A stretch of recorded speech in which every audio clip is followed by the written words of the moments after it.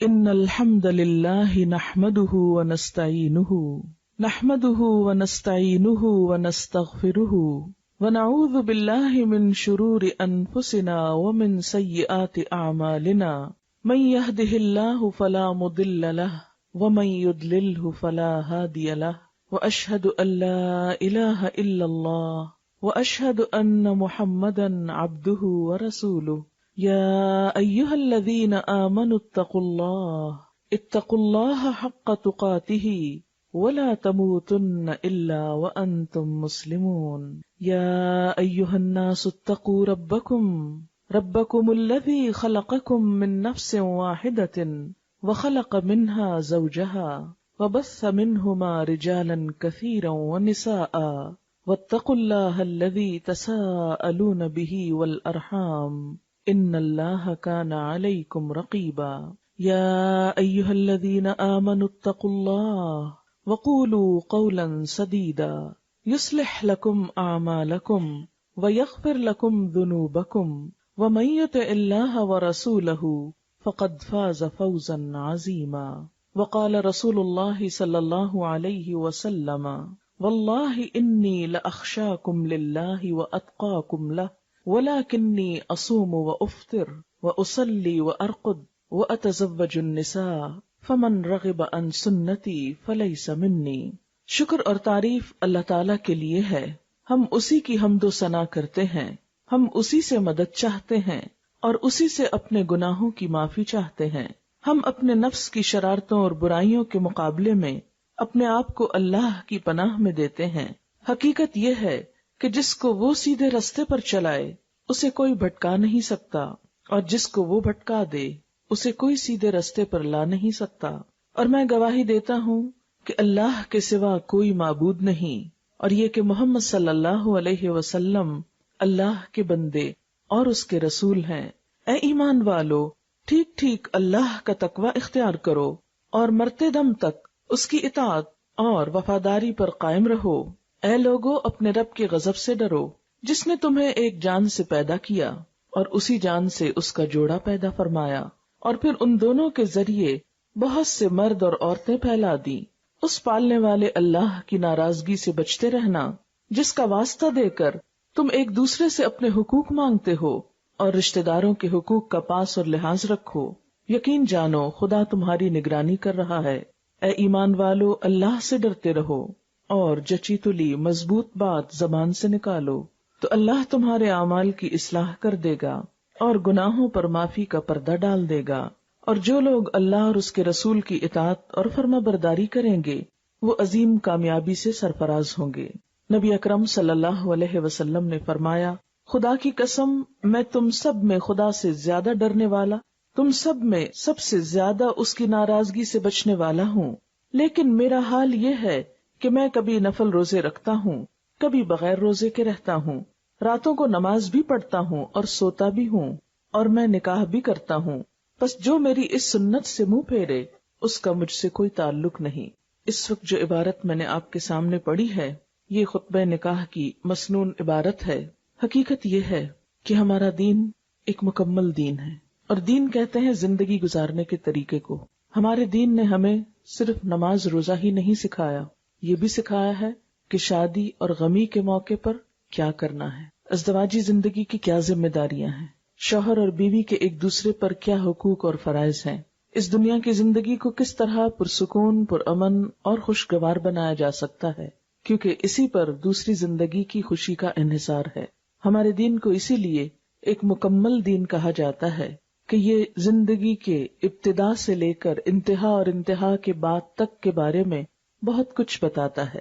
دین اسی وقت مکمل ہوتا ہے جب انسان کی ساری زندگی اللہ کی مرضی کے مطابق ہو جائے۔ اللہ کی رضا اسی وقت حاصل ہوتی ہے جب انسان کی ساری زندگی میں اس کی مرضی شامل ہو جائے۔ یہ نہیں کہ کچھ حصہ اللہ کی مرضی کے مطابق، کچھ اپنی مرضی کے مطابق، کچھ لوگوں کی مرضی کے مطابق، کچھ شیطان کی مرضی کے مطابق۔ نہیں، یہ کئی رنگ نہیں، بس صرف ایک ہی رنگ، اور وہ رنگ صبغت اللہ، اللہ کا رنگ۔ لیکن بات یہ ہے کہ ہماری زندگیوں میں ایسا کیوں نہیں؟ اس کی کیا وجہ ہے؟ یعنی جس دین کو ہم مانتے ہیں اس کا کوئی رنگ، اس کی کوئی خوشی اور اس کا کوئی اثر ہماری عملی زندگی میں نظر نہیں آتا، اس کی کئی ایک وجوہات ہیں، لیکن سب سے پہلی اور بنیادی وجہ یہ ہے کہ ہم جانتے ہی نہیں کہ مختلف مواقع پر اسلام کی تعلیم کیا ہے۔ ہم میں سے بہت سے لوگ شادی کرتے ہیں لیکن مردوں کو نہیں پتا کہ شادی کے بعد ان کی ذمہ داریاں کیا ہیں، کن چیزوں پر گھریلو زندگی کی خوشی کا انحصار ہے، کن چیزوں کے بارے میں آخرت میں پوچھا جائے گا۔ اسی طرح لڑکیوں کو بھی عموماً نہیں معلوم ہوتا کہ ان کے فرائض کیا ہیں۔ اللہ تعالیٰ نے جہاں اپنے کچھ حقوق بتائے وہاں بندوں کے حقوق بھی بتائے ہیں۔ اپنے حقوق کی کمی بیشی تو وہ معاف کر دے گا، لیکن بندوں کے حقوق میں، ایک دوسرے کے حق میں اگر کچھ کمی بیشی ہوئی تو جب تک بندے معاف نہ کریں اللہ تعالیٰ بھی معاف نہیں کریں گے۔ اس لحاظ سے بھی شادی کے بعد کی ذمہ داریوں کو سمجھنا نہایت ضروری ہے۔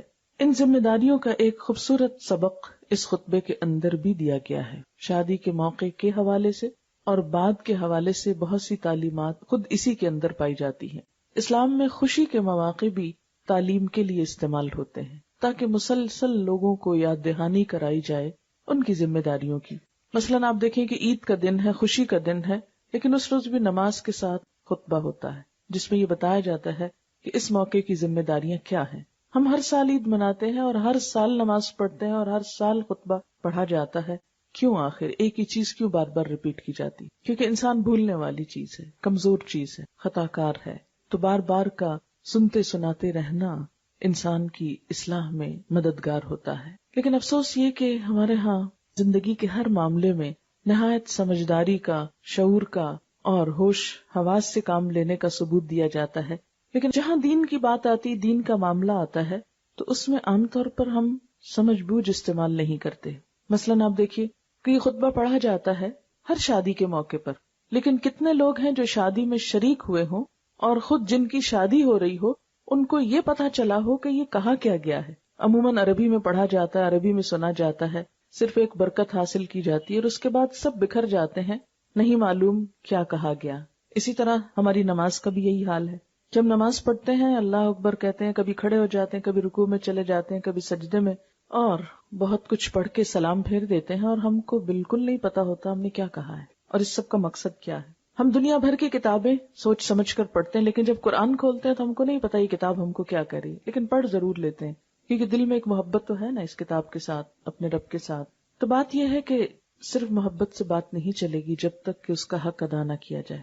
اس لیے مناسب معلوم ہوتا ہے کہ آج ہم تھوڑی دیر کے لیے اس خطبے کے الفاظ پر غور کریں اور میں اور آپ ہم سب اپنی اپنی ذمہ داریوں کو ذہن میں لائیں، جہاں کوئی کمی کوتاہی ہے اس کو پورا کریں۔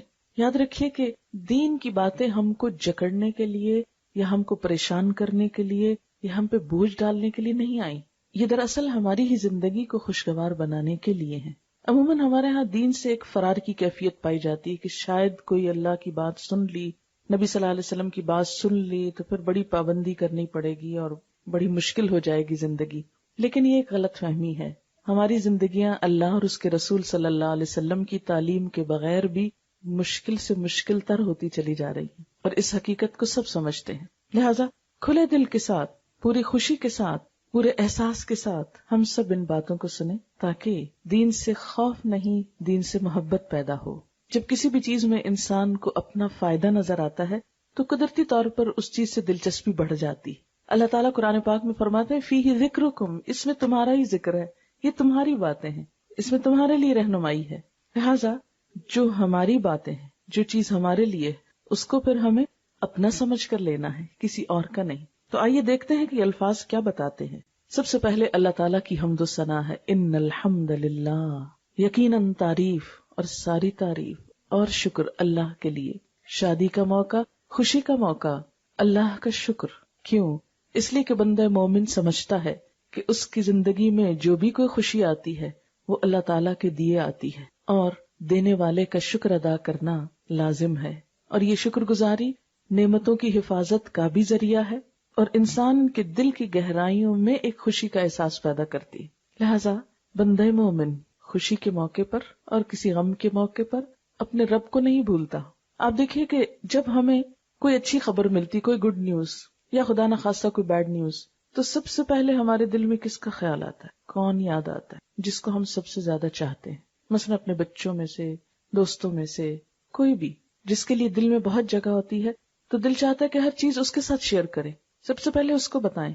اللہ تعالیٰ کی ذات ایسی ذات ہے کہ جو سب سے زیادہ چاہی جانی چاہیے، ہماری ساری محبتیں، اور سب سے بڑھ کر محبت اس سے ہونی چاہیے، سب سے بڑھ کر خوف اس کا ہونا چاہیے، سب سے بڑھ کر اس کی ناراضگی کی فکر ہونا چاہیے۔ لہٰذا اس خوشی کے موقع پر بھی سب سے پہلی یاد اس کی آنی چاہیے، اور دل میں یہ احساس غالب رہنا چاہیے کہ یہ خوشی مجھے میرے رب نے دی ہے۔ اب دیکھیے کہ ماں باپ کتنی کوشش کرتے ہیں کہیں اچھا رشتہ ہو جائے، شادی کا موقع آئے، تصور ہی میں سب خوش ہونے لگتے ہیں کہ شادی کا موقع آئے گا، سب اکٹھے ہوں گے، ایسے اور ایسے خوشی منائیں گے۔ لیکن یہ موقع جبھی آتا ہے جب اللہ چاہتا ہے، اور خوشی مکمل بھی جبھی ہوتی ہے جب وہ چاہتا ہے، ورنہ تو بعض اوقات ایسا ہوتا ہے کہ عین خوشی کے موقع پر غم آ جاتے ہیں۔ تو جب وہ رب خوشی دے تو اسی کا شکر ادا کرنا ضروری ہے۔ ان الحمد للہ، سب شکر اس کے لیے، اللہ کے لیے۔ نستعینہ، ہم اسی سے مدد چاہتے ہیں۔ جی ہاں، زندگی کے اہم موڑ پر، اہم فیصلوں میں اپنے رب کی مدد ضروری ہے۔ رب کی مدد کیوں مانگی جاتی ہے؟ کیونکہ انسان فطری طور پر اندر سے کمزور ہے۔ ہم کتنے بھی بہادر بنے، ہم کتنے بھی طاقتور بنے، لیکن ہم ہیں اندر سے کمزور۔ چھوٹی سی چیز بھی اندر ہلچل مچا دینے کے لیے، توڑ پھوڑ کر دینے کے لیے کافی ہو جاتی ہے۔ آپ خوش بیٹھے ہیں، کسی کی ایک چھوٹی سی چیز آپ کو اندر تک ڈسٹرب کر دیتی ہے۔ پھر زندگی کے اہم مرحلوں میں تو انسان کیا چاہتا ہے کہ کوئی ایسا ہو جس پر میں اپنے سارے بوجھ ڈال دوں، جس کے حوالے میں ساری مشکلات کر دوں، اور وہ میری مدد کرے، اور ہو بھی وہ ایسا جو مدد کر سکتا ہو۔ اس لیے مسلمانوں کو یہ سکھایا گیا کہ زندگی کے ہر اہم حصے میں، ہر مشکل میں، ہر فکر والی بات میں سب کچھ اس کے حوالے کر دو، اس سے مدد مانگو، اس سے دعا کرو۔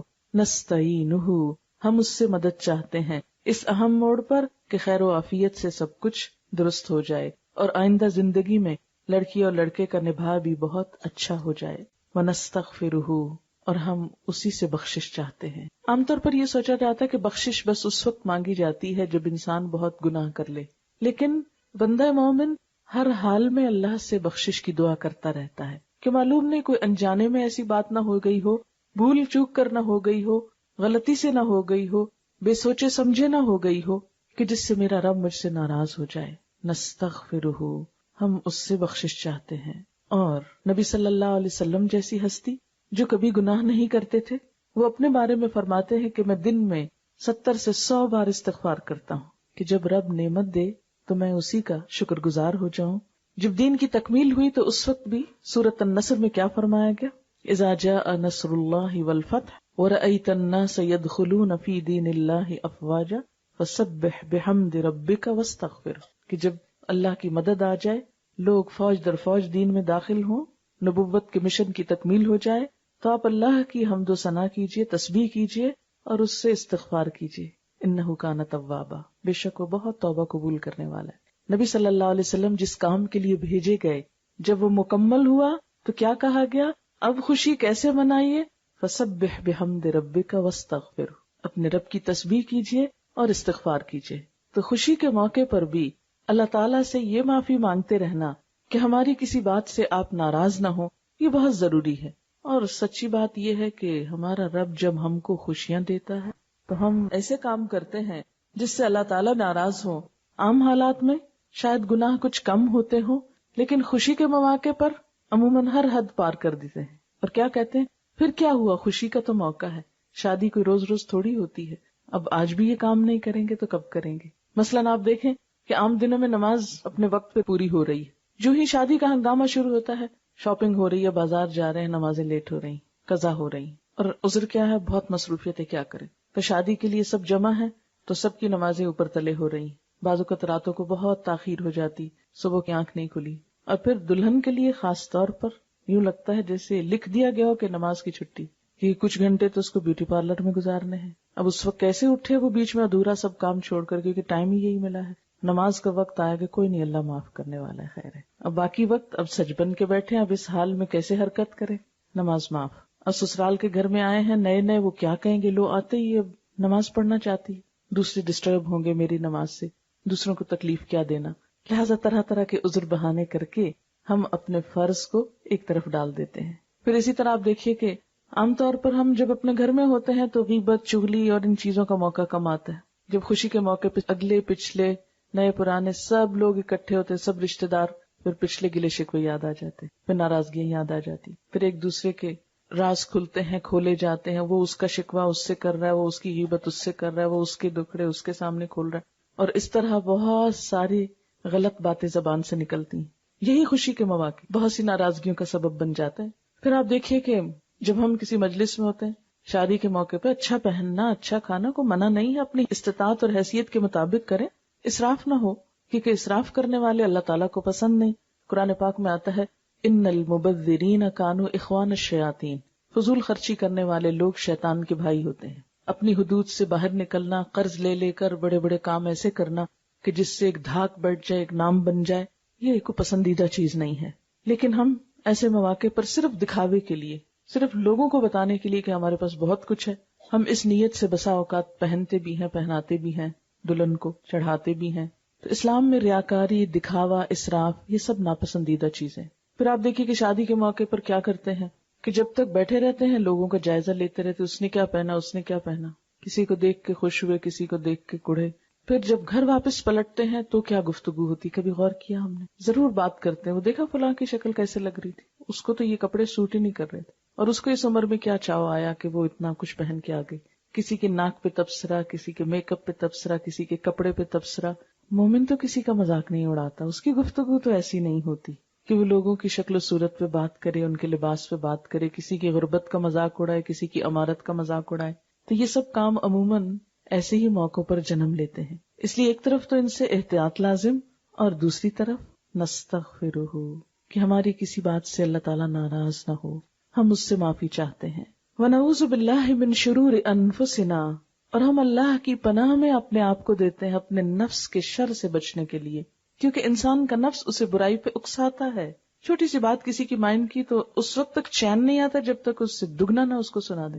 کسی کی طرف سے تھوڑی سی تکلیف پہنچے تو جواب دینا لازم ہے. یہ کیسے ہو سکتا ہے ہم چپ بیٹھے رہیں، اور چاہے اس میں بات بڑھ جائے اور کام خراب ہوتا ہے تو ہم اپنا غصہ تو ٹھنڈا کر لیں.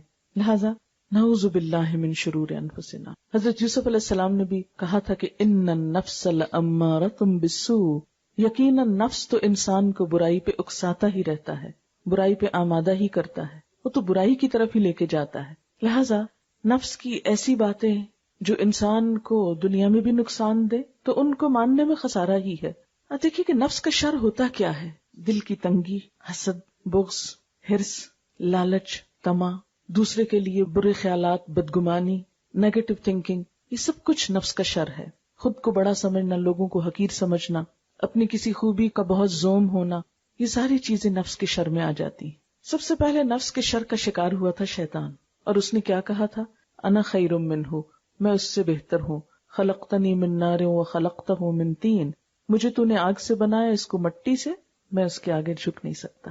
ہم دیکھیے کہ انا کا شکار لوگ دراصل شیطان کے پیروکار ہوتے ہیں، اور عام روزمرہ زندگی میں جتنی بھی خرابیاں ہوتی، اگر ہم ان کو انالائز کریں تو ہم دیکھیں گے کہ انسانی تعلقات کو بگاڑنے کے پیچھے بھی نفس ہوتا ہے. لو ہم ایسے ہی گئے گزرے، ہم دوسرے سے کمتر ہیں، ہم کیوں جھکیں، ہم کیوں اس کی بات مانیں، ہم اس کے کہے میں کیوں آئیں، ہم کیوں معافی مانگے چاہے قصور ہمارا اپنا ہو. تو ہم بسا اوقات اس نفس کی وجہ سے بڑے بڑے نقصان اٹھاتے ہیں، لیکن صرف اس ایک کو بچانے کے لیے بندوں کو بھی ناراض کرتے ہیں، رب کو بھی ناراض کرتے ہیں. اسی طرح اللہ کی اطاعت میں جو چیز حائل ہوتی ہے وہ بھی انسان کا نفس ہے، اور بندوں کا حق ادا کیوں نہیں ہوتا اس میں بھی انسان کا نفس آڑے آتا ہے. آپ دیکھیں کہ شادی کے بعد انسان کی عبادت کی قبولیت کا انحصار شوہر اور بیوی کے باہم ایک دوسرے کو راضی اور خوش رکھنے پر ہے. نبی صلی اللہ علیہ وسلم نے فرمایا، جو عورت 5 وقت کی نماز پڑھے، رمضان کے روزے رکھے، اور اپنی شرم و عزت کی حفاظت کرے اور اپنے شوہر کی اطاعت کرے، وہ جنت کے جس دروازے سے چاہے داخل ہو جائے. شوہر کی خوشی اور شوہر کی اطاعت جنت میں جانے کا سبب ہے. جہاں نماز ضروری ہے وہاں شوہر کی بات ماننا بھی ضروری ہے، لیکن عموماً ہم یہ سمجھتے ہیں کہ اگر ہم نماز پڑھ رہے ہیں تو شوہر کا حق ادا نہیں بھی ہو تو خیر ہے، کوئی بات نہیں. نہیں، یہ دونوں ہی برابر ہیں. لیکن عموماً ہمیں شوہر کا حق ادا کرنے میں یا شوہر کو بیوی کا حق ادا کرنے میں کیا چیز مانے ہوتی ہے، کیا چیز رکاوٹ بن جاتی ہے؟ انسان کی انا. اس لیے اس چیز کے شر سے پناہ مانگی گئی جو انسان کے اچھے تعلقات کے راستے میں بہت بڑی رکاوٹ ہے۔ شادی کے بعد آپ دیکھیے شوہر اور بیوی کے جھگڑے کو بڑھانے میں جو چیز اہم کردار ادا کرتی ہے وہ انسان کا نفس۔ مجھے کیوں کہا، مجھے کیوں بول دیا، میری انسلٹ کر دی، مجھ سے معافی نہیں مانگی۔ اور بعض اوقات انسان قصور ہوتے ہوئے کیوں نہیں دوسرے سے معافی مانگتا کہ اس میں میری بے عزتی، ٹوٹ تو جاؤں گی لیکن جھکوں گی نہیں۔ یہ سب کچھ نفس کے شر سے ہوتا ہے۔ انسان وہی محبت حاصل کر سکتا ہے جو جھکنا جانتا ہو، جو دینا جانتا ہو، وہی قدر پا سکتا ہے جو دوسروں کی قدر کرنا جانتا ہو۔ کہتے ہیں نا سراہی سر نگو ہو کر بھرا کرتی ہے پیمانہ، اور دوسروں کو دینے کے لیے، دوسروں کو خوش کرنے کے لیے، دوسروں کے دل میں جگہ بنانے کے لیے، محبتیں، خوشیاں اور مسکراہٹیں بکھیرنے کے لیے جھکنا نہایت ضروری ہے۔ عاجزی بڑی پسندیدہ ہے، عاجزی اللہ کے سامنے بھی پسندیدہ ہے اور اللہ کے بندوں کو بھی پسندیدہ ہے۔ اس لیے خاص طور پر اس موقع پر کیا کہا گیا؟ نعوذ باللہ من شرور انفسنا ومن سیئات اعمالنا، اور اپنے برے اعمال کے شر سے بھی ہم اپنے آپ کو بچانے کے لیے اللہ کی پناہ میں دیتے ہیں۔ گناہوں کے برے اثرات بھی ہوتے ہیں انسان کی زندگی میں۔ سب سے پہلی بات تو یہ کہ انسان جب اپنے ضمیر کے خلاف جا کے کوئی بات کرتا ہے، ضمیر اسے چین نہیں لینے دیتا، اندر ایک گلٹ پیدا ہوتی، ایک پریشانی ہوتی، اور مسلسل جب انسان خلاف ورزی کرتا ہے ان حدود کی تو یہ پریشانی بڑھتی چلی جاتی۔ اس لیے ومن سیئات اعمالنا، اللہ تعالیٰ اگر ہم سے کچھ گناہ ہو جائیں تو ان کے برے نتائج سے تو ہم کو بچا لینا۔ من یہدہ اللہ فلا مضل لہ، جس کو اللہ تعالیٰ ہدایت دے اس کو کوئی بھٹکا نہیں سکتا۔ اور وہ ہدایت کس کو دیتا ہے؟ جو ہدایت چاہتا ہے، جس کے اندر طلب ہوتی ہے، تڑپ ہوتی ہے۔ دنیا کے باقی استعمال کی چیزیں تو اللہ تعالیٰ بغیر مانگے بھی دے دیتا ہے۔ مثلاً ہم نے اپنی آنکھیں مانگی نہیں تھی، اپنا دل مانگا نہیں تھا، اپنا رزق مانگا نہیں تھا، بہت سی چیزیں اللہ تعالیٰ نے خود بخود ہم کو دی، لیکن ہدایت صرف اس کو ملتی ہے جو مانگتا ہے، جو طلب کرتا ہے۔ ورنہ تو مسلمان گھرانے میں پیدا ہو کر بھی بہت سے لوگ ہدایت سے بہت دور ہوتے ہیں۔ وَمَن يُضْلِلْ فَلَا هَادِيَ لَهُ، اور جس کو وہ بھٹکا دے، اور وہ جبرن زبردستی ظلمن کسی کو نہیں بھٹکاتا، جو اس کے راستے پر آنا نہ چاہے پھر وہ کیا کرتا ہے؟ اس کو آزادی دیتا ہے دنیا کی حد تک۔ اچھا میری طرف نہیں آنا چاہتے، کہیں اور جانا چاہتے جاؤ، کیونکہ آزادی جو دی اس نے، اور جس کو وہ چھوڑ دے اسے پھر کوئی اور پکڑ کے لا نہیں سکتا، کیونکہ وہ صرف ظاہر نہیں دیکھتا نا، وہ ہمارا اندر بھی دیکھتا ہے۔ اس کو پتہ چل جاتا ہے کہ کس کے دل میں میری کتنی چاہت اور محبت ہے، کون مجھ کو خوش کرنا چاہتا ہے، کون میری رضا چاہتا ہے، اور کون مجھ سے منہ موڑتا ہے۔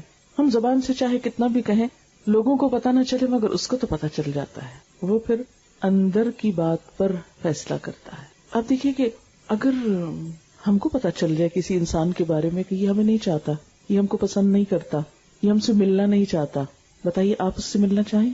اگر آپ کو کسی کے دل کا پتہ چل جائے کہ یہ مجھ سے ملنا نہیں چاہتا، یہ مجھ کو پسند نہیں کرتا، یہ میرے پاس آنا نہیں چاہتا، تو آپ بھی اسی طرح پسند نہیں کریں گے۔ تو اس مثال سے یہ بات سمجھ میں آتی ہے کہ جب اللہ تعالیٰ کو پتہ چل جاتا ہے کہ ایک بندہ میری طرف نہیں آنا چاہتا، وہ مجھ کو پسند نہیں کرتا، تو دنیا کی حد تک اس کا قانون کیا کہ وہ زبردستی نہیں کرتا، جبرن پکڑ کے نہیں لاتا کہ نہیں ضرور میرے بندے بن کے رہو، اس لیے کہ اس نے بے شمار مخلوق کو ایک قاعدے قانون کا پہلے سے ہی پابند بنا رکھا۔ بس سورج چاند وغیرہ ہیں، ان سے ان کی مرضی نہیں پوچھی جاتی کہ تم طلوع ہونا چاہتے ہو کہ نہیں۔ تو مگر انسان کے ساتھ یہ نہیں، انسان کو عقل، شعور، سمجھ اور ضمیر نام کی چیز دے کے دنیا میں آزاد چھوڑا۔ اب چاہو تو مان جاؤ، چاہو تو میری طرف آؤ، نہیں چاہتے تو نہ صحیح۔ من شاء فلیؤمن ومن شاء فلیکفر، جس کا دل چاہے ایمان لائے، جس کا دل چاہے انکار کرے، کوئی جبر نہیں، زبردستی نہیں۔ ایسے میں جو اپنی خوشی سے کچھ بھی طلب رکھتا ہو اس کی طرف جانے کی، اس کے لیے وہ راہیں کھول دیتا ہے، پھر اس کے لیے وعدہ ہے 1 قدم بس چلو، 10 قدم میں تمہاری طرف آؤں گا۔ اس لیے عام طور پر اس بات کو سمجھنے میں کنفیوژن ہوتا ہے کہ جب اللہ ہی نہیں چاہتا ہم کو ہدایت دینا تو ہم کیا کریں۔ نہیں، اس سے پہلے خود سے پوچھیں کیا ہم خود چاہتے ہیں، ہم نے اس کے لیے کتنی کوشش کی، کیونکہ جس چیز کو انسان چاہتا ہے اس کے لیے کوشش بھی کرتا ہے۔ ازدواجی زندگی میں بھی انسان کو اللہ تعالیٰ کی رہنمائی اور مدد اور مشکل وقت میں صبر کی توفیق اسی کو ہوتی ہے جو یہ سب چیزیں چاہتا ہے، جس کی اپنی نیت ہوتی ہے۔ پھر اس کے بعد کلمہ شہادت ہے، اشہد ان لا الہ الا اللہ واشہد ان محمدن عبدہ ورسولہ، میں گواہی دیتا ہوں اس بات کی کہ اللہ کے سوا کوئی الہ نہیں اور محمد صلی اللہ علیہ وسلم اللہ کے بندے اور اس کے رسول ہیں۔ اس کا کیا مطلب ہے؟ اور شادی کے موقع پہ کلمہ کیوں پڑھا جا رہا ہے؟ ایمان کی تجدید کے لیے، اس بات کے احساس اور اظہار کے لیے کہ ہم اللہ ہی کو اپنا رب مانتے ہیں، اسی کو معبود سمجھتے ہیں، اسی کی عبادت کریں گے، اسی کی اطاعت کریں گے، اسی سے ڈریں گے، اسی کے لیے یہ تعلق جوڑ رہے ہیں، اسی کا نام لے کر یہ عہد کر رہے ہیں، اور اس کے آگے جواب دہی کے ڈر سے ایک دوسرے کا خیال رکھیں گے۔ اور محمد صلی اللہ علیہ وسلم کو رسول ماننے کا مطلب کیا ہے کہ اس زندگی میں جو تعلیمات ان کی طرف سے میرے لیے آئی ہیں ان کو بھی ہم مانیں گے۔ ہمارے لیے بہترین نمونہ وہی ہیں، ہمارے لیے ان کی سنت، ان کا طریقہ سب طریقوں سے زیادہ اچھا ہے۔ پھر خطبہ نکاح میں 3 آیات ہیں جن میں 4 دفعہ تقویٰ کا حکم ہے۔ پہلی آیت ہے، اے لوگو جو ایمان لائے ہو، اللہ کا تقویٰ اختیار کرو، اللہ کا ڈر اختیار کرو، اور تمہیں موت نہ آئے مگر اس حال میں کہ تم مسلمان ہو۔ شادی کا موقع ہے، خوشی کا موقع ہے، بار بار کہا جا رہا ہے اللہ سے ڈرو۔ کیوں؟ اس لیے کہ 2 انسانوں کے تعلقات کبھی بھی خوشگوار ہو نہیں سکتے جب تک ان کے درمیان اللہ کا خوف موجود نہ ہو، کیونکہ تقویٰ دل میں ہوتا ہے نا، کہ دل میں خدا کا خوف۔ تو تقویٰ ہمیں کیا سکھاتا ہے کہ اپنے دل کی بھی حفاظت کرو۔ نبی صلی اللہ علیہ وسلم نے فرمایا کہ خبردار، انسان کے جسم میں ایک ٹکڑا ہے، اگر وہ درست ہو جائے تو سارا جسم درست ہو جاتا ہے، اگر وہ بگڑ جائے تو سارا جسم بگڑ جاتا ہے۔ خبردار، وہ ٹکڑا انسان کا دل ہے۔ تو دل کی بھی حفاظت جب تک نہ ہو اس وقت تک تقویٰ نہیں ہوتا۔ اور تقویٰ کہ دل کی حفاظت کے ساتھ انسان دوسرے سے معاملہ کرے کہ دل میں بھی کسی کے لیے برا نہ رکھے، کیونکہ اگر نیت اچھی نہ ہو تو بظاہر انسان کتنی بھی خوشامد کرتا رہے وہ دوسرے کے دل پہ جا کے نہیں لگتی۔ فریب کاری، ریاکاری، دکھاوا اور اوپر اوپر سے خلوص کو ظاہر کرنا، یہ زیادہ دن تک انسان نہیں کر سکتا۔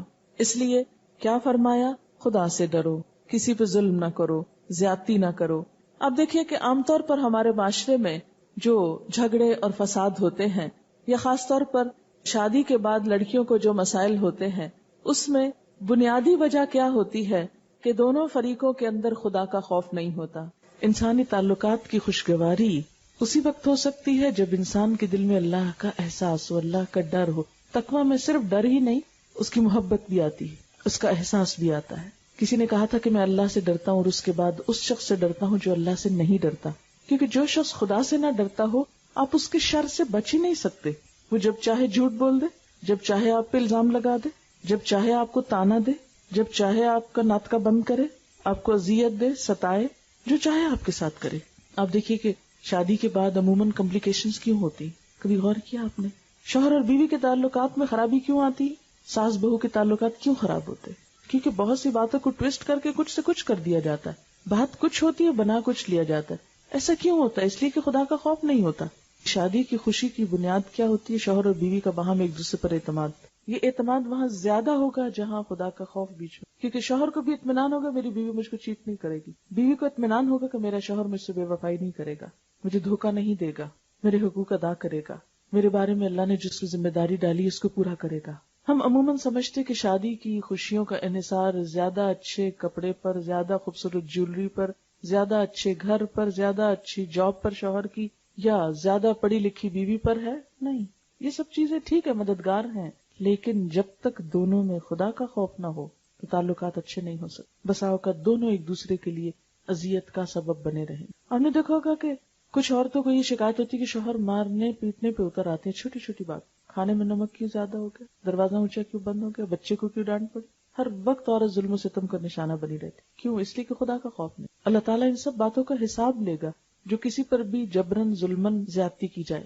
پھر اسی طرح آپ نے دیکھا ہوگا کہ بظاہر کوئی ایسی چیز نظر نہیں آتی لیکن ایموشنلی ٹارچر کیا جاتا ہے، چھوٹی چھوٹی بات پہ تانے، تم جہیز کیا لے کر آئی، تمہارے ماں باپ نے میری عزت نہیں کی، تمہارے بھائی نے یہ کر دیا، تمہاری بہن نے یہ کر دیا۔ اور اسی طرح بیوی کی طرف سے شکوے اور شکایات شوہر کے لیے، تمہاری ماں ایسی ہے، تمہاری بہنیں ایسی ہیں، میں نے اس گھر میں آ کے کوئی سکھ نہیں پایا۔ اور اس میں کچھ چھوٹی موٹی بات ہو بھی تو کچھ بڑھا لی جائے۔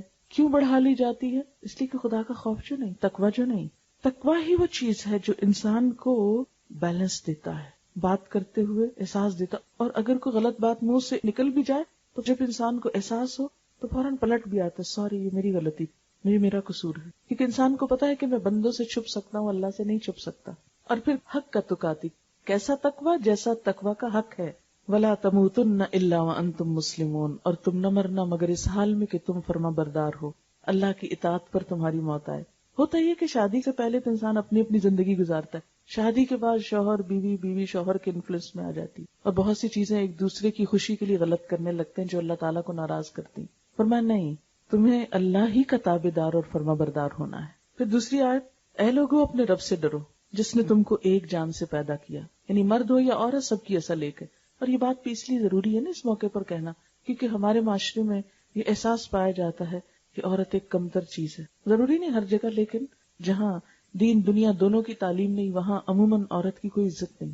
اس کو ایک نوکرانی بنا کے بعض اوقات گھر میں لایا جاتا ہے، بعض اوقات اس کی کوئی عزت نہیں، کوئی اس کی حیثیت نہیں، کوئی اس کا مقام نہیں، کوئی اس کا مرتبہ نہیں، کوئی اس کا حق نہیں، بس جیسے چاہو اسے استعمال کرو. نہیں، دونوں ہی انسان ہونے کے ناطے محترم ہیں، دونوں کی اصل ایک ہے، دونوں انسان ہیں. جیسا دل مرد کے اندر ہے ویسا ہی عورت کے اندر ہے، بلکہ زیادہ نازک. نبی صلی اللہ علیہ وسلم نے عورتوں کے بارے میں معاملہ کرتے ہوئے فرمایا تھا، رفقاً بالقواریر، نرمی سے، آئینے ہیں، کرسٹلز ہیں، ہینڈل وتھ کیئر، محبت کا معاملہ کرنا. جیسے آپ دیکھیں نا کہ شیشے کا برتن اور جو زیادہ مہنگا ویسے کرسٹل ہو تو کتنا احتیاط سے اٹھاتے رکھتے ہیں. عورتوں کے ساتھ سلوک میں یہی مثال دی گئی کہ جیسے آئینے کو احتیاط سے اٹھاتے ہو، شیشے کی چیز کو احتیاط سے اٹھاتے ہو، احتیاط سے رکھتے ہو کہ کہیں دراڑ نہ آ جائے، کہیں اسکریچ نہ آ جائے، کہیں ٹوٹ نہ جائے. ایسے ہی ایک دوسرے کے اور خصوصاً عورت کے جذبات کا احترام کرنا، اس سے محبت سے پیش آنا.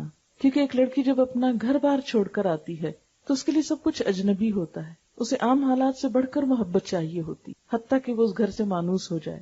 لیکن بسا اوقات سسرال کی ایکسپیکٹیشنز فوری طور پر بہت بڑھ جاتی، ایک ایک چیز میں پورا جائزہ لیا جاتا ہے، دوربین لگا کے کھنگالا جاتا ہے کیا آتا ہے کیا نہیں آتا. اگر اسی جگہ اپنی بیٹی کو رکھا جائے تو ہو سکتا ہے اس سے بھی گئی گزری ہو، لیکن بیٹی کے قصور کبھی نظر نہیں آتے ماں کو. محبت جو ہے، مگر کسی کی بیٹی جب آتی ہے تو اس کی چھوٹی چھوٹی بات بھی بہت بھاری لگنے لگتی اور چھوٹی چھوٹی چیز پہ انسان مایوس ہونے لگتا ہے، دل ہارنے لگتا ہے. یہاں تو گزارا مشکل. حالانکہ ایک پودا کہیں سے آپ نرسری سے لا کے گھر لگاتے ہیں اپنے لان میں، ہم نے دیکھا ہوگا کہ اس کو جڑ پکڑنے میں ذرا ٹائم لگتا ہے، اور پہلے وہ مرجھاتا ہے، پھر وہ جڑیں پکڑتا ہے، پھر وہ مضبوط ہوتا ہے، پھر برگبار لاتا ہے، پھول اور پھل لاتا ہے. بالکل ایک بچی جب نئے گھر میں آتی ہے تو پہلے وہ کملاتی ہے، ایڈجسٹمنٹ میں ہوتی ہے کچھ مشکل، پھر آہستہ آہستہ وہ اس سے مانوس ہوتی ہے، اس کی جڑیں وہاں مضبوط ہوتی ہیں، پھر وہ ماں بنتی ہے، پھر وہ اس خاندان کے اندر ایک اہم مقام حاصل کر لیتی.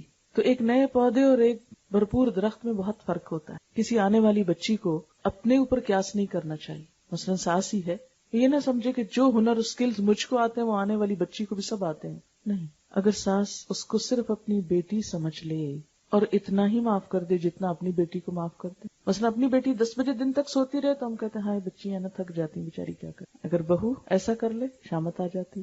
ڈبل سٹینڈرڈز ہیں نا ہمارے، اسی لیے ہمارے گھروں میں خوشی نہیں ہوتی. خود بیمار ہو تو کچھ اور چاہیں گے، بہو بیمار ہو کچھ اور سٹینڈرڈز. یہ چھوٹی چھوٹی چیزیں ہمارے تعلقات کو خراب کر کے رکھ دیتی. تو شوہر کو کیا سمجھایا گیا؟ دونوں ایک اصل سے ہو. عورت کی بھی عزت ہے، اسے بھی احترام دینا ہوگا. اسی طرح شوہر کی بھی عزت ہے. یہ نہیں کہ مثلاً اگر لڑکی کسی زیادہ بہتر گھرانے سے آئی ہے، بہتر سے مراد یہ کہ کسی بھی اعتبار سے، علم، مال یا کسی بھی شان و شوکت کے اعتبار سے جو دنیاوی معیار عام طور پر پائے جاتے ہیں، تو یہ نہیں کہ وہ آ کر یہ سمجھے کہ میں بڑی ہوں لہذا ہر چیز میرے مرضی کے مطابق ڈھل جانی چاہیے. کیونکہ بسا اوقات کیا ہوتا ہے کہ باہر سے آنے والی لڑکی یہ سمجھتی کہ سب سے زیادہ حق میرا ہے اس گھر پر، اس لیے کہ میرا شوہر کما کے لا رہا ہے، وہ ساری آمدنی مجھ کو ملنی چاہیے، ہر جگہ میری مرضی ہونی چاہیے، اور ساس اور سسر اور باقی رشتے دار سب ریٹائر ہوں، وہ اپنا کام کریں، اب حکومت میری ہے. تو یہ رویہ بھی درست نہیں ہے. کسی بھی گھر میں اپنا مقام پیدا کرنے کے لیے ابتدا حقوق مانگنے سے نہیں، خدمت کرنے سے ہونی چاہیے. جب دینے والے ہوں گے تو ملے گا بھی. تو یہاں پر کیا فرمایا؟ دونوں کی اصل ایک ہے. خلقکم من نفس واحدۃ، ایک جان سے بنایا تم کو. وخلق منہا زوجہا، اسی سے اس کا جوڑا بنایا. یعنی عورت ہو یا مرد دونوں ایک اصل سے ہو. اس لحاظ سے دونوں میں فرق نہیں. ہاں دونوں کے حقوق اور ذمہ داریاں الگ ہیں. وبث منہما رجالا کثیرا ونساء، اور ان دونوں سے بہت سے مرد اور عورتیں پھیلا دی. دنیا میں جتنے انسان نظر آتے ہیں یہ صرف تنہا کسی مرد کا کمال نہیں، تنہا کسی عورت کا نہیں، یہ دونوں کے ملاپ کا نتیجہ ہے. لہٰذا ایک خاندان کو بنانے کے لیے دونوں پلرز برابر ہونے چاہیے. کہتے ہیں نا کہ گاڑی کے دو پہیے اور دونوں اپنی اپنی جگہ ہوں گے اور ویل بیلنسنگ ہوگی تو پھر ہی گاڑی چلے گی. اگر ایک پہیا بڑا لگا دیں، ایک چھوٹا لگا دیں، ایک زیادہ اچھا لگا دیں، ایک پنکچر لگا دیں تو گاڑی نہیں چلتی. تو دونوں ہی کو ایک تو یہ کہ اپنی اپنی جگہ لگنا چاہیے، ایک ہی جگہ نہیں دونوں کو لگ جانا چاہیے، اور دونوں کے درمیان ایک بہترین طریقے سے کوآرڈینیشن، کوآپریشن، ایک دوسرے کی عزت، احترام، بیلنس، یہ چیز زندگی کو خوشگوار بناتی ہے. پھر فرمایا واتقوا اللہ، اللہ سے ڈرو. یعنی یوں لگتا ہے کہ جیسے اللہ سے ڈرنے سے بات شروع کی جائے، پھر تھوڑا گزرے اور کہیں خرابی ہو تو پھر اللہ سے ڈرو، پھر چلے ہو، پھر کچھ کمی بیشی، پھر اللہ سے ڈرو.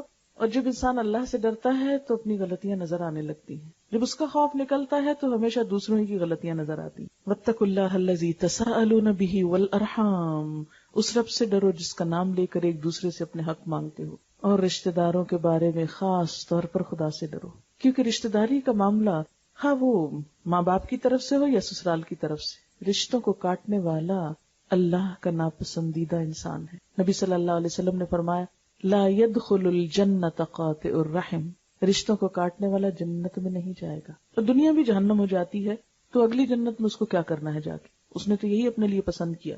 اللہ تعالیٰ کی رحمت ان لوگوں پر نہیں اترتی جو رشتوں کو کاٹتے، جو رشتوں کا احترام نہ کریں. اور آپ نے دیکھا ہوگا کہ بسا اوقات ایک دلہن کے آنے سے یا ایک رشتے کی وجہ سے خاندان میں ایسے تفرقے پڑتے ہیں کہ سب کٹ کے رہ جاتے. یاد رکھیے اس معاملے میں عورت اہم ترین کردار ادا کرتی ہے. مرد بیچارے تو کمانے میں لگے رہتے ہیں، وہ تو باہر کی ذمہ داریاں ہی پوری کرتے رہتے ہیں، لیکن رشتوں کی جوڑ توڑ، تعلقات بنانا، بگاڑنا، لینا دینا، محبت نفرت، اس کی ابتدا عورت سے ہوتی ہے. ماں ہی ایک اخلاق سکھاتی ہے بچے کو کہ اس کو دوسروں کی قدر کرنا ہے. اسی طرح اگر عورت کے اندر صبر ہوگا تو مرد بھی نجات پائے گا، ورنہ اس کی بھی اللہ کے ہاں پکڑ ہو سکتی. پھر فرمایا ان اللہ کان علیکم رقیبا، بے شک اللہ تم پر نگران ہے، وہ نگرانی کر رہا ہے، وہ دیکھ رہا ہے. اس سے کیا چھپا سکتے ہو، اسے کیسے دھوکہ دے سکتے ہو. انسانوں کے سامنے تو تم فریب کر سکتے ہو. عموماً فریب کیا ہوتا ہے کہ انسان دوسروں کے سامنے تو بہت اچھا رویہ اختیار کرے لیکن بعد میں بھول جائے. پھر آخری آیت میں فرمایا یا ایھا الذین آمنوا، اے لوگو جو ایمان لائے ہو، اتقوا اللہ، اللہ سے ڈرو، وقولوا قولا سدیدا، اور سیدھی بات کہا کرو، درست بات کیا کرو. یصلح لکم اعمالکم، وہ تمہارے اعمال کی اصلاح کر دے گا. عام طور پر شادی کے موقع پر بہت جھوٹ بولے جاتے ہیں. بعض اوقات لڑکی یا لڑکے کی عمر چھپائی جاتی، بعض اوقات اس کا سٹیٹس چھپایا جاتا ہے. جب دھوکے کی بنیاد پہ شادی ہوتی ہے تو بعد میں بہت گڑبڑ ہو جاتی. اس سے بچنے کی ضرورت ہے کیونکہ انسان زیادہ دیر تک فیکٹس کو چھپا نہیں سکتا. اور جس تعلق کی ابتدا جھوٹ پر ہو رہی ہے، اور تعلق بھی وہ کہ جس میں کچھ چھپا نہیں رہ سکتا کیونکہ زندگی بھر کا ساتھ ہے، اب غم خوشی دکھ سکھ اچھا برا سب ساتھ ہے، تو کب تک کیا چھپایا جا سکتا ہے. اس لیے خاص طور پر فرمایا قولوا قولا سدیدا، دھوکے کی بنا پر نہیں، سیدھی بات کیا کرو اور اس بنا پر رشتے قائم کرو. یصلح لکم اعمالکم، فکر یہ ہوتی ہے نا پھر رشتہ نہیں ہوگا، نہیں ہو جائے گا، جہاں قسمت میں ہو جائے گا، اور اللہ حالات بھی درست کر دے گا، تمہارے حالات بہتر کر دے گا. ویغفر لکم ذنوبکم، اور تمہارے گناہوں کو معاف کر دے گا. ومن یطع اللہ ورسولہ، اور جو اللہ اور اس کے رسول کی اطاعت کرے گا، فقد فاز فوزا عظیما، وہ بہت بڑی کامیابی پائے گا. تو گویا انسان کی کامیابی کا انحصار کس بات پر ہے؟ اللہ اور اس کے رسول صلی اللہ علیہ وسلم کی بات ماننے پر. تو آئیے دیکھتے ہیں کہ اللہ اور اس کے رسول صلی اللہ علیہ وسلم شوہر اور بیوی کو کیا حکم دیتے ہیں کہ وہ ایک دوسرے کا خیال کس طرح رکھیں. پہلی بات تو یہ کہ دونوں کے تعلق کو ایک دوسرے کے لیے ناگزیر قرار دیا گیا. شادی ایک ضرورت ہے انسان کی. انسان تنہا کبھی بھی اس طرح خوش نہیں رہ سکتا جس طرح وہ ایک خاندان میں رہتا ہے. یہ انسان کی ایک بالکل فطری ضرورت ہے. پھر دونوں کو ایک دوسرے کا ہمدرد اور غم گسار بنایا گیا. فرمایا کہ اس کی نشانیوں میں سے ہے کہ اس نے تمہاری ہی ذات سے تمہارے لیے جوڑے بنائے اور تمہارے درمیان محبت اور رحمت پیدا کر دی. مغرب میں آج ہم دیکھتے ہیں کہ مرد اور عورت کو ایک دوسرے کے مقابل لا کھڑا کیا گیا، ایک کمپٹیشن کی فضا پیدا کر دی گئی، جبکہ اسلام کیا کہتا ہے؟ ہن لباس لکم وانتم لباس لہن، وہ تمہارا لباس ہے، تم ان کا لباس. لباس انسان کے جسم کو سکون بھی دیتا ہے، خوشی کا سبب بھی ہوتا ہے، عزت اور آنر کا سبب بھی ہوتا ہے، انسان کو پروٹیکٹ بھی کرتا ہے، انسان کے عیب چھپاتا ہے، موسم کی سختیوں اور تلخیوں سے بچاتا ہے، زینت کا سبب ہے.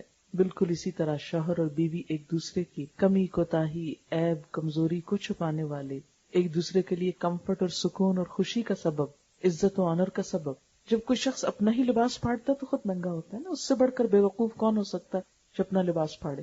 خود کو نمایاں کرے. تو اسی طرح جو شوہر بیوی کی اور جو بیوی شوہر کی برائیاں کرتے ہیں، اپنے ہی لباس کو پھاڑتے ہیں، اپنے ہی لباس کو داغدار کرتے ہیں، اپنی عزت و آبرو پہ حرف لاتے ہیں. ٹھیک ہے، آپس کا اختلاف ہو سکتا ہے، ایک دوسرے سے گلے شکوے ہو سکتے ہیں، آسان صورت ہے آپس میں ہی نبھا لیا جائے، ایک دوسرے سے ہی سلجھا لیا جائے معاملہ. لیکن عموماً ایسا نہیں ہوتا. آپس میں معاملات کو درست کرنے کی بجائے باہر بات نکال دی جاتی. بعض اوقات لڑکی اپنے پیرنٹس سے شکایت شروع کر دیتی. ماں باپ کا دل تو ویسے ہی بچیوں کے معاملے میں بہت چھوٹا ہوتا ہے، وہ چھوٹی سی چیز کو بہت ڈیپلی لیتے ہیں، بہت دکھ اور تکلیف محسوس کرتے، بعض اوقات انٹرفیئرنس کرتے، اس سے معاملہ اور بگڑ جاتا ہے. تو چھوٹی چھوٹی کمی بیشی ناراضگی کو ظاہر نہیں کرنا چاہیے. ہاں، جب معاملات بہت حد سے گزر جائیں، دونوں میں سے کسی ایک پر بہت ظلم اور زیادتی ہو رہی ہو، تو وہ تو پھر قرآن کا حکم بھی ہے کہ اسے تم کسی اور کے سامنے لے جاؤ، وہ تو الگ معاملہ ہے. لیکن عام طور پر روزمرہ کی زندگی میں جو ہر گھر میں چھوٹی موٹی اونچ نیچ ہوتی رہتی ہے، آپ دیکھیں کہ 2 برتن بھی ساتھ رکھیں گے تو ٹکرا جائیں گے، کہیں نہ کہیں ٹکراؤ ہو ہی جاتا ہے. ڈفرنس آف اوپینین، ایک دوسرے کی مرضی کے خلاف، ایک باہر جا کے کھانا کھانا چاہتا ہے، ایک گھر میں کھانا چاہتا ہے، ایک کو نیند آئی ہے، ایک جاگنا چاہتا ہے، ایک باتیں کرنا چاہتا ہے. چھوٹی چھوٹی چیزوں میں اختلاف ہو جاتا ہے. اور اگر اس میں بہت کھچاؤ ہو جائے اور دوسرے کی خواہش کا احترام نہ کیا جائے تو شادی کے شروع میں ہی بدمزگیاں شروع ہو جاتی. تو اس میں سیکریفائس کرنا، ایک دوسرے کے جذبات کا احترام کرنا، ایک دوسرے کو خوشی دینا، یہ اپنے لیے خوشیوں کی راہ ہموار کرنا ہوتا ہے. ہن لباس لکم وانتم لباس لہن. ایک دوسرے کو پروٹیکٹ کرو، ایک دوسرے کے مددگار بنو. پھر یہاں پر شوہر کے لیے کچھ حکم ہے اللہ تعالیٰ کے. پہلا حکم تو یہ ہے کہ وعاشروہن بالمعروف، ان عورتوں کے ساتھ بھلے طریقے سے زندگی بسر کرو، معروف طریقے سے. معروف کیا ہے؟ ایک تو ہے شریعت کی حد میں جو نیکی کا کام ہو، اور ایک کیا ہے کہ جو تمہاری عقل اور سمجھ اور عرف عام میں جو چیز درست معلوم ہوتی ہو، جس کو انسانی عقل بھی ریکمینڈ کرتی ہو، جس میں بظاہر کوئی خرابی کی بات نہ ہو. تو اپنے رویوں کو جج کرو. عاشروہن بالمعروف، عورتوں سے بھلے طریقے سے زندگی بسر کرو. اور اس کی مزید وضاحت آپ صلی اللہ علیہ وسلم کی حدیث کرتی ہے، لوگوں سنو، عورتوں کے ساتھ اچھے سلوک سے پیش آؤ، کیونکہ وہ تمہارے پاس قیدیوں کی طرح ہیں. تمہیں ان کے ساتھ سختی کا برتاؤ کرنے کا کوئی حق نہیں سوائے اس صورت کے جب کہ ان کی طرف سے کھلی ہوئی نافرمانی سامنے آئے. پھر اسی طرح بیوی سے خوش گمان رہنے کا حکم دیا گیا، کیونکہ گمان اچھا ہو تو تعلقات اچھے رہتے ہیں. آپس میں صلح اور مصالحت کے ساتھ رہنے کا حکم دیا گیا. والصلح خیر، صلح اور موافقت کے ساتھ رہنا اچھا ہے. یہ ہدایت کی گئی کہ فَإِن كَرِهْتُمُوهُنَّ، اگر تم ان کو ناپسند بھی کرو، فَأَسَىٰ أَن تَكْرَهُوا شَيْئًا وَيَجْعَلَ اللَّهُ فِيهِ خَيْرًا كَثِيرًا. ہو سکتا ہے ایک چیز تم کو اچھی نہ لگتی ہو اور اللہ تعالیٰ اسی میں تمہارے لیے بہت بڑی بھلائی رکھے. یعنی بیوی کی کوئی عادت پسند نہیں، اس کی شکل میں کچھ کمی بیشی تمہارے اعتبار سے یا کسی بھی چیز میں تمہیں اس سے اختلاف ہے، تو ایسی صورت میں صبر سے کام لو. ہو سکتا ہے ایک چیز تم کو اچھی نہ بھی لگتی ہو، لیکن اسی میں تمہارے لیے بہت بھلائی ہو کہ اللہ تم کو اس سے بہت اچھی اولاد دے، تمہارے گھر کی بہت اچھی حفاظت ہو، تمہاری خدمت اچھی ہو، تمہاری زندگی میں سکون ہو. لہٰذا صرف ایک شکل و صورت یا کسی معمولی عادت کی خرابی پر اسے اپنے سے کاٹ نہ پھینکو. شادی کا رشتہ کھیل نہیں ہے کہ چھوٹی چھوٹی باتوں پر ایک دوسرے کو الگ کر دیا جائے. نبی صلی اللہ علیہ وسلم نے فرمایا، کوئی مومن اپنی مومنہ بیوی سے نفرت نہ کرے. اگر بیوی کی کوئی عادت اس کو پسند نہیں، ہو سکتا ہے دوسری پسند آ جائے، تو پسند و ناپسند میں کس پہ نظر رکھو؟ جو تم کو پسند ہے، اور کسے اگنور کر دو؟ جو ناپسند ہے. پھر ایک دوسرے کو معاف کر دیا جائے. خاص طور پر مردوں کو حکم دیا گیا، یا ایھا الذین آمنوا ان من ازواجکم واولادکم عدوا لکم فاحذروہم وان تعفوا وتصفحوا وتغفروا فان اللہ غفور رحیم. مومنو، تمہاری بعض بیویاں اور اولاد تمہارے دشمن ہیں، ان سے بچتے رہو، محتاط رہو. لیکن اگر تم عفو درگزر سے کام لوگے، چشم پوشی سے کام لوگے، معاف کر دو گے، تو اللہ تعالیٰ بھی بہت رحم کرنے والا ہے. یعنی بیوی بچوں کی طرف سے اگر بہت زیادتی بھی ہو رہی ہو تو بھی کیا حکم دیا گیا؟ معاف کر دو. اور ایک دفعہ نہیں، ایک ہی آیت میں 3 دفعہ معاف کرنے کا حکم دیا گیا، کیونکہ اس زندگی میں درگزر کیے بغیر، معاف کیے بغیر گزارا نہیں. پھر اسی طرح بیوی کے ساتھ خوش اخلاقی کا برتاؤ کیا جائے. نبی صلی اللہ علیہ وسلم نے فرمایا، کامل ایمان والے مومن وہ ہیں جو اپنے اخلاق میں سب سے اچھے ہوں، اور تم میں سب سے اچھے لوگ وہ ہیں جو اپنی بیویوں کے حق میں سب سے اچھے ہوں. کیونکہ دوسروں کے ساتھ اچھا اخلاق تو ایک مجبوری ہو سکتی، گھر میں ایسی مجبوری نہیں ہوتی، اور عموماً باہر کی بھی سارے غم غصے بیوی پر ہی نکلتے ہیں، تو یہ طریقہ ٹھیک نہیں ہے. سب سے اچھا اخلاق کس سے برتو؟ اپنی بیوی سے. ہمارے ہاں کوئی کرے تو کہتے زن مرید ہے، حضرت عائشہ فرماتی کہ میں نبی صلی اللہ علیہ وسلم کے ہاں گڑیوں سے کھیلا کرتی تھی، میری سہیلیاں بھی میرے ساتھ کھیلتی، جب آپ تشریف لاتے سب چھپ جاتی، آپ ڈھونڈ ڈھونڈ کر ایک ایک کو میرے پاس بھیجتے کہ وہ میرے ساتھ کھیلے. یعنی بیوی کے شوق اور کھیل اور تفریح کا بھی اہتمام کرنا شوہر کی ذمہ داری ہے. اسی طرح ایک اور جگہ پر ہم دیکھتے ہیں کہ آپ صلی اللہ علیہ وسلم نے حضرت عائشہ رضی اللہ تعالی عنہا کے ساتھ ایک دوڑ لگائی.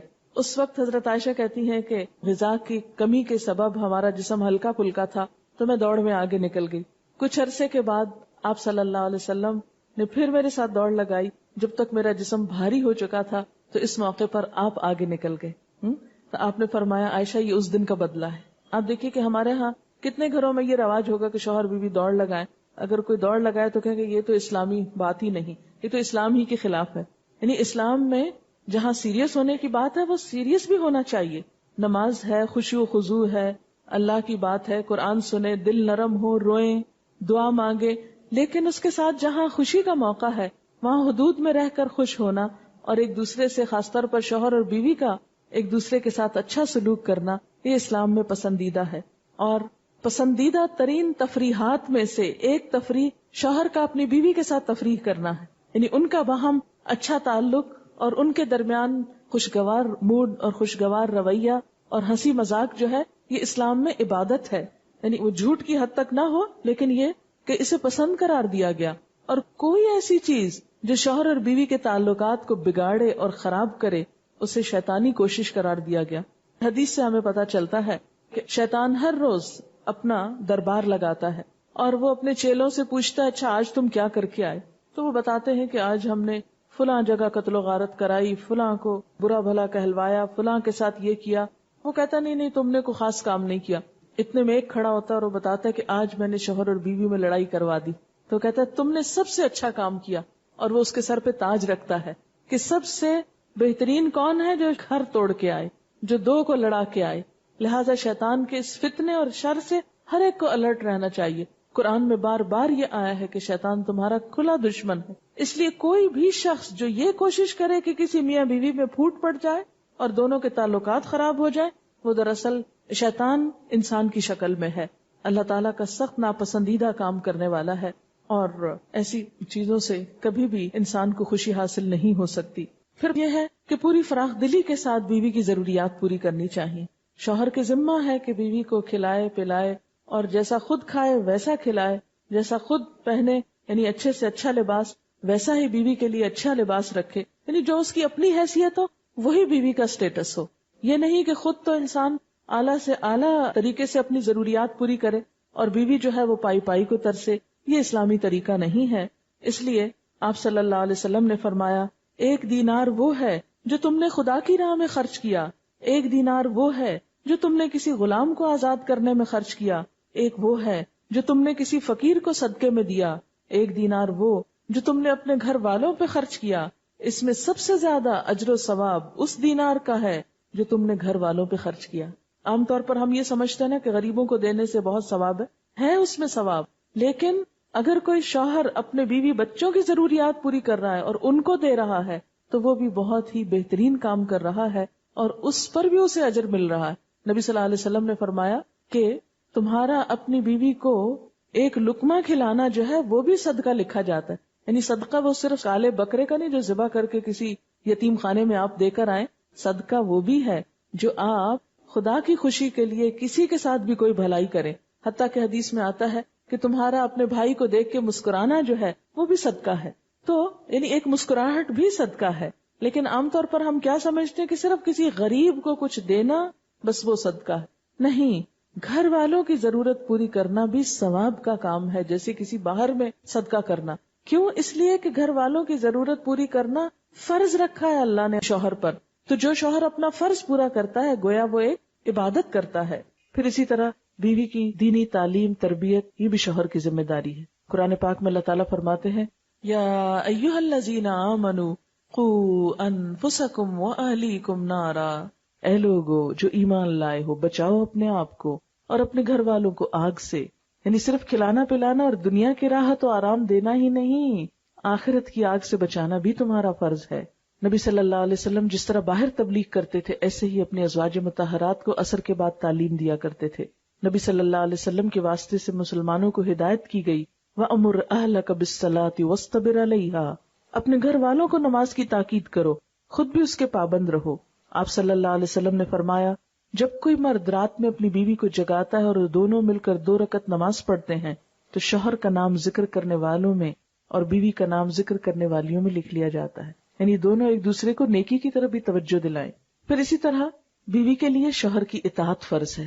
قرآن پاک میں آتا ہے فَالصَّالِحَاتُ قَانِتَاتٌ، نیک بیویاں شوہر کی اطاعت کرنے والی ہوتی ہیں، یہاں تک کہ نفل روزے میں بھی شوہر کی اجازت ضروری ہے۔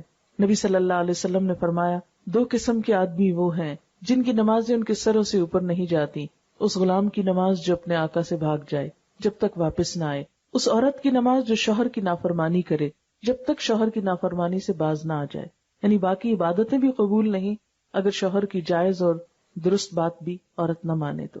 دوسری ذمہ داری یہ کہ اپنی آبرو، عزت و عصمت کی حفاظت کی جائے، کیونکہ چھوٹی سی بات میں شک اور شبہ یا کوئی ایسا کام جو شوہر کے دل میں بے وفائی کا شک ڈال دے یہ ازدواجی زندگی میں تلخی گھول دیتا ہے، اس لیے دونوں کا ایک دوسرے پر اعتماد بہت ضروری ہے۔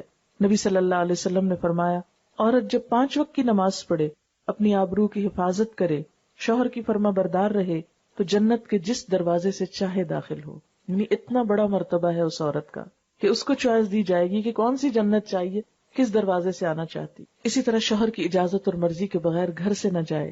حضرت معاذ بن جبل کہتے ہیں کہ نبی صلی اللہ علیہ وسلم نے فرمایا، خدا پر ایمان رکھنے والی عورت کے لیے جائز نہیں کہ وہ اپنے شوہر کے گھر میں کسی ایسے کو آنے کی اجازت دے جس کا آنا شوہر کو پسند نہ ہو، اور وہ گھر سے کسی ایسی صورت میں نکلے جب اس کا نکلنا شوہر کو پسند نہ ہو۔ عورت شوہر کے معاملے میں کسی دوسرے کا کہنا نہ مانے۔ آپ دیکھیے کہ عموماً خرابیاں کس سے ہوتی ہیں؟ جب عورتیں بسا اوقات شوہر کے مقابلے میں میکے کی زیادہ مانتے ہیں، وہاں سے مشورے لیتے، ان کے کہنے پہ چلتے۔ شادی کے بعد شوہر اس بات کا زیادہ حقدار ہے کہ اس کے مشورے پر چلا جائے۔ اسی طرح شوہر سے محبت کا اظہار، اس کی رفاقت کی قدر ازدواجی زندگی کو خوبصورت بنا دیتا ہے۔ نبی صلی اللہ علیہ وسلم نے فرمایا، نکاح سے بہتر کوئی چیز 2 محبت کرنے والوں کے لیے نہیں پائی گئی۔ حضرت صفیہ کے بارے میں آتا ہے کہ انہیں آپ سے بہت محبت تھی، آپ بیمار ہوئے تو انتہائی حسرت کے ساتھ بولیں، کاش آپ کی بجائے میں بیمار ہو جاتی۔ لوگوں نے سنا تو حیران ہوئی، یہ کیا کہہ رہی ہیں؟ آپ نے فرمایا، یہ دکھاوا نہیں کر رہی، جھوٹ نہیں کہہ رہی، یہ سچ کہہ رہی ہیں۔ یعنی اس سے کیا پتہ چلتا ہے کہ زبان سے بول کر بھی محبت کا اظہار ضروری ہے، کیونکہ دل کا کس کو معلوم۔ پھر اسی طرح شوہر کا احسان ماننا چاہیے، اس لیے کہ جو بھی کوئی بھلائی کرے اس کا احسان ماننا ضروری ہے، لیکن شوہر کی بھلائی تو ہر انسان کی بھلائی سے بڑھ کر ہوتی ہے، اس لیے اس کو وقتاً فوقتاً احساس دلانا چاہیے۔ اب دیکھیں کہ جب کوئی اور انسان ہمیں کوئی چھوٹی سی چیز بھی دے تو ہم کتنے شکر گزار ہوتے ہیں۔ شوہر قیمتی سے قیمتی تحفہ بھی لائے تو ہم کہتے ہیں یہ کیا لائے۔ بعض اوقات دیکھا گیا کہ عورتیں ہر وہ چیز جو شوہر گھر میں لے کر اس میں ضرور نقص نکالتی۔ پھر اسی طرح اپنے انداز سے، اپنی گفتگو سے، اپنی باتوں سے بھی شوہر کو خوش رکھنے کی کوشش کرنی چاہیے۔ نبی صلی اللہ علیہ وسلم نے فرمایا، جس عورت نے اس حال میں انتقال کیا کہ اس کا شوہر اس سے راضی اور خوش تھا تو وہ جنت میں داخل ہوگی۔ لیکن صرف زبان کی بتائی ہوئی باتیں کافی نہیں، پھر جب تک انسان کا عمل بھی ساتھ شریک نہ ہو۔ شوہر کا احسان ماننا چاہیے، اس کی شکر گزاری کرنی چاہیے۔ حضرت اسماء کہتی ہیں کہ ایک بار نبی صلی اللہ علیہ وسلم میرے پاس سے گزرے، میں اپنی سہیلیوں کے ساتھ تھی، آپ نے ہمیں سلام کیا اور ارشاد فرمایا، تم پر جن کا احسان ہے ان کی ناشکری سے بچو۔ تم میں سے ایک اپنے ماں باپ کے ہاں دنوں تک بن بیاہی بیٹھی رہتی، پھر خدا اس کو شوہر عطا فرماتا ہے، اولاد سے نوازتا ہے۔ ان تمام احسانات کے باوجود اگر کسی بات پر شوہر سے خفا ہوتی ہے تو کہہ اٹھتی ہے، میں نے تو کبھی تمہاری طرف سے کوئی بھلائی دیکھی ہی نہیں۔ اکثر عورتیں یہ کہتی ہوئی سنائی دیتی، اس گھر میں آ کے تو قسمت بھی پھوٹ گئی، کوئی خوشی نہیں دیکھی آج تک۔ حالانکہ ایسا نہیں ہوتا۔ مشکل یہ ہے کہ جب غم آتا ہے تو سب خوشیاں بھول جاتی ہیں، تو انسان کو عدل و انصاف سے کام لینا چاہیے اور ایسی بات زبان سے نہیں نکالنی چاہیے کہ جس سے ناشکری ٹپکتی ہو۔ نبی صلی اللہ علیہ وسلم نے فرمایا، خدا قیامت کے روز اس عورت کی طرف نظر اٹھا کر نہ دیکھے گا جو شوہر کی ناشکری ہوگی، حالانکہ عورت کسی وقت بھی شوہر سے بے نیاز نہیں ہو سکتی۔ شوہر کی خدمت کر کے خوشی محسوس کرنی چاہیے۔ نبی صلی اللہ علیہ وسلم کے ساتھ حضرت عائشہ کا معاملہ یہ تھا کہ وہ آپ کے کپڑے دھوتی، سر میں تیل لگاتی، کبھی کنگھی بھی کر دیتی، خوشبو لگا دیتی۔ حالانکہ یہ کام شوہر اپنے خود بھی کر سکتا ہے، لیکن باہم تعلق کو خوشگوار بنانے کے لیے چھوٹے چھوٹے دوسرے کے کام کر دینا ضروری ہے۔ اسی طرح شوہر کے گھر بار مال اسباب کی حفاظت بھی عورت کے ذمہ۔ شوہر تو باہر چلے جاتے ہیں، اس لیے گھر کی نگرانی عورت کی ذمہ داریوں میں سے ہے۔ آپ صلی اللہ علیہ وسلم نے فرمایا قریش کی عورتیں کیا ہی خوب عورتیں ہیں، بچوں پہ نہایت مہربان، شوہر کے گھر بار کی انتہائی حفاظت کرنے والی، یہ اچھی عورت کی خوبیاں ہیں۔